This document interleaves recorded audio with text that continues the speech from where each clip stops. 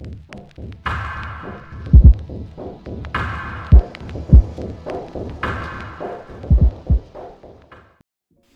everyone. Hope you all are well. Today I wanted to talk about setting yourself free. And what I mean by that is setting yourself free from your own story that might be limiting you. Um, I don't know about you, but I know that there's a lot of people that are living in a story that they're telling themselves right now that is very, very limiting. And I think this is also a time that a lot of people are waking up to the fact that they need to change their story because the world is changing. And when we don't change, we're going to be left behind, or we're going to be stuck in a place that we don't want to be. I know for me in particular, it is possible that I will need to find other employment coming soon. I guess time will tell. We'll see what happens. But I do know that's true for a good number of people out there for a bunch of different reasons. In some cases, places have closed down, small businesses. Hopefully we won't go back into another lockdown, although I can see a narrative being pushed to try to make that happen. In which case, many more businesses might actually shut down. I don't know how many will survive through another nationwide or worldwide shutdown. I know in some places in the world are definitely shut down and people cannot go to work. I also know that some people, many people, are being challenged with the idea of taking a jab that they don't believe in, and because of that are facing the real possibility of losing their job. So with that in mind, it's a perfect time to talk about how you might be holding yourself back, because you may be needing to make a move and take a leap of faith, or give in to things that you don't want to give into, which I really don't think you should do. I think that we should all be true to ourselves. It's not about what other people think. It's about what we know is right for us. Other people have not had the same life experience as us. They may not have done the same research as we have. They may hold different beliefs from a religious, political, whatever perspective. It doesn't really matter. It's not the point. The point is that when we're faced with adversity, we have to take 100% responsibility for how we move forward. Might some choices be forced upon us? Sure, absolutely. But we can do one of two things. We can either react to what has happened, which we all will do to some degree, and that's normal and that's fine. We can choose to just leave it at that and take that victimhood stance and just, this happened and this sucks and there's nothing I can do about it, and now I'm going to be homeless, have no food, whatever it may be. Or we can take responsibility for what will become of us after we are forced to make a choice. Okay? Actually, I guess we are kind of forced to make a choice. Yeah, I was going to say we're never forced to make a choice, but even not making a choice is a choice. So what story are you telling yourself?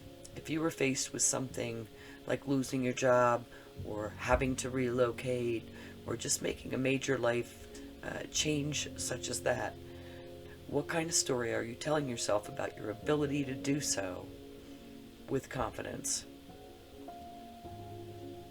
Fear is always associated with change, a little bit, but how much fear are you going to really embrace as you are faced with certain unpleasant choices? I suggest that we work through fear as quickly as possible and move through. And a lot of times the way to move through fear is literally just to keep moving. Okay, we need to give ourselves some positive reinforcement along the way, start to tell ourselves a different story. If we are in fact feeling fear, move through it so that we have a new story to tell. I'm not gonna lie, I'm sitting here talking to you about this and I've got some fears about what might be facing me. Sure, I do. I have bills to pay. I have a child in college. I would like to eat. I'd like to keep my vehicle. That's not quite paid off yet. But I'm starting to think outside of the box and try to come up with different solutions that I can embrace if and when I have to move forward. I will be moving forward eventually on my own choice. I just may be pushed into that a lot faster than I had wanted to be. So what I'm thinking is that when we can really get in touch with what brings us joy in this life, what we have a passion for, what we're skilled in, and maybe even most importantly, what we have to offer the world, perhaps that can guide us into new choices and to taking new actions that we've never taken before.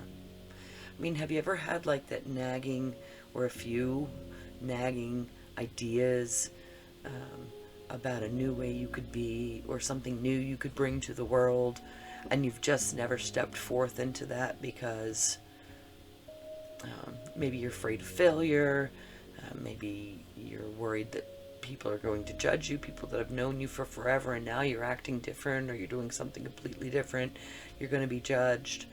In my case, it would be leaving a job, or more likely being forced to leave a job because something doesn't line up with what I believe in. That definitely causes a lot of stress and can sometimes fog our ability to think intuitively and logically about what next steps could be. Next steps that we could really feel happy with. So I'm here to encourage you all, as I encourage myself, to start looking really deeply into what you have to offer this world. What skill, what knowledge, what experience. Maybe it's something you've never done before, but you have a true passion for it. When you bring passion into something that you're doing, and you're doing it from a vantage point, obviously we need to make money and that kind of stuff, but doing it from a vantage point of serving others, serving the world, making this a better place for us to live, for us to love, for us to be together, I think that's going to really bring us what we need these days. Money is definitely important, and it would be a lie to say that it wasn't. But if we're forced to make changes in employment, let's just say, and we're only focused on replacing that money, yes, that will serve a purpose, but it will not bring us the joy and peace that we all truly desire. I mean, no matter kind of where we are, we do share or how we identify ourselves in this world. Pretty much for the most part, we all share the fact that we want to belong. We want to have independence to be able to make our own decisions. We want to be able to master things that are important to us. And we want to have something valuable to give to the world. We want to be loved. We want to be respected, needed, and to have peace in our lives. So if we can come from a place of thinking about what might be our next best steps from that frame of mind, perhaps it will be less fear. I can tell you this for sure. The opposite of love is fear. Many people believe that the opposite of love is hate. Hate comes from fear. So if you are feeling fear, and you can bring yourself back to a place of examining what you feel you need to do from a place of love, from a place of hope. Fear cannot exist in the same place as love. So I'm encouraging us all, including myself, to do that.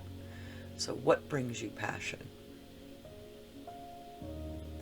What do you have to offer to the world? The world needs you. The world does not need you working in a place that you hate. You may have to do that for a while you build up something else. You may not have that opportunity. I may not have that opportunity. I don't hate my job. Don't get the message wrong.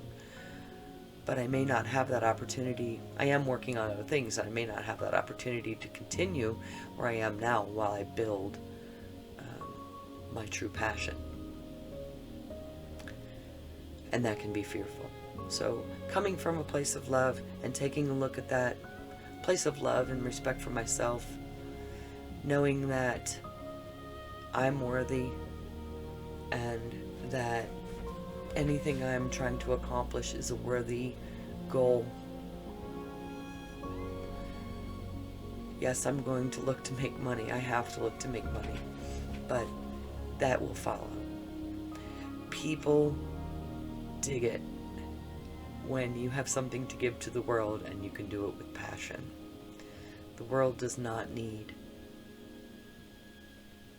unprincipled people that are not willing to stand up for what they believe in, that are not willing to go after what they truly desire, that are not willing to have courage and walk through fear. So let's all do that together, right? There's a lot of fear out there, and we can get through this, but we have to walk through it. We need to become the cause of what happens in our lives, not just constantly responding to the external world. That's where we find our true power. And in order to do that, we have to take responsibility.